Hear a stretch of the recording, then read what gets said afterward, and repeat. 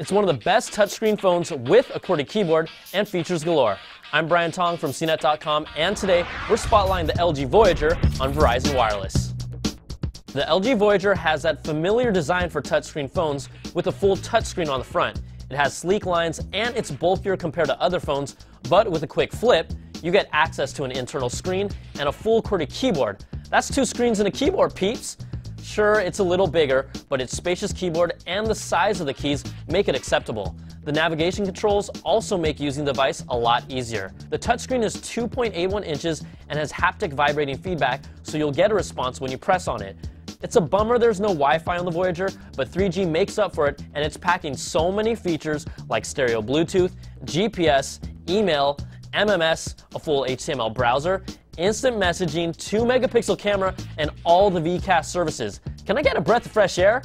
It also has 180 megs of shared memory and a micro SD card slot that supports up to 8 gigs. So let's talk about a few of the features.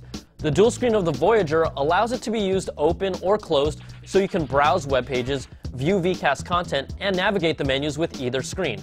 Verizon packages its VZ Navigator GPS application that defaults to landscape mode and can also be used on either screen. This phone is also a messaging machine, supporting instant messaging with AIM, Windows Live, and Yahoo. Email is done through the browser and supports Yahoo, Windows Live, Gmail, and AOL Mail. Its 2-megapixel camera is solid with plenty of color effects and different options. It also has a slick autofocus that actually works. Call quality was very solid for the Voyager, there was no static, and we had no problem getting a signal.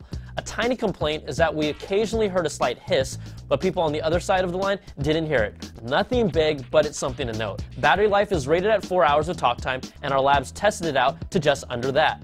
So where does this guy need help? First, we'd really like LG to slim this guy down if they can for the next version. The screen and keyboard feel and work great, but this guy is pretty thick for today's phones. We understand Verizon wants us to go through their 3G network for all our data, but adding Wi-Fi just to give us another connectivity option would be nice too.